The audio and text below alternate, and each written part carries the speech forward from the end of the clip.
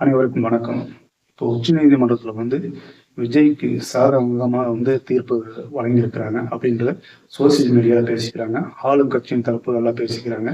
அதாவது பாஜகவோட நிழல்ல இப்போ விஜய் இருக்கிறாரு அப்படின்னு சொல்லி ஆளும் தரப்புல கேள்வி எழுப்பிட்டு இருக்கிறாங்க.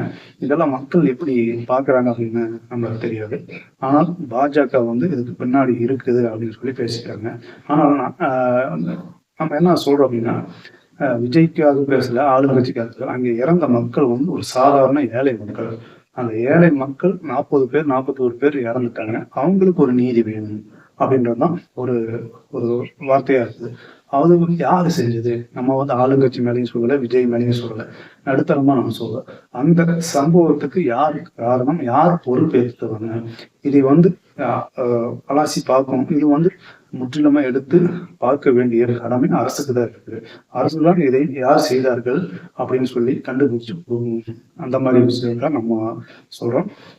முற்றிலுமா அரசு தான் இதை எடுத்து நடத்தணும். இந்த குற்றவாளிகளை கண்டுபிடித்து அரசு ஒப்படைக்கணும் அப்படின்றதுதான். இப்போ விஜய்க்கு சாதகமா தீர்ப்பு வந்திருக்குது. இது போக போக என்ன நடக்கும், எப்படி நடக்கும் தெரியாது.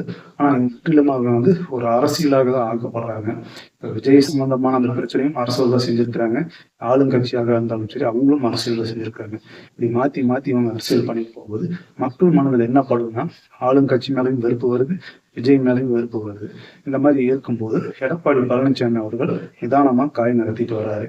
இவர் இப்போ அரசியல் பேசுற எல்லா பக்கத்துலயும் பேசுறது இந்த பிரச்சனையை பத்தி தான் பேசுறாரு.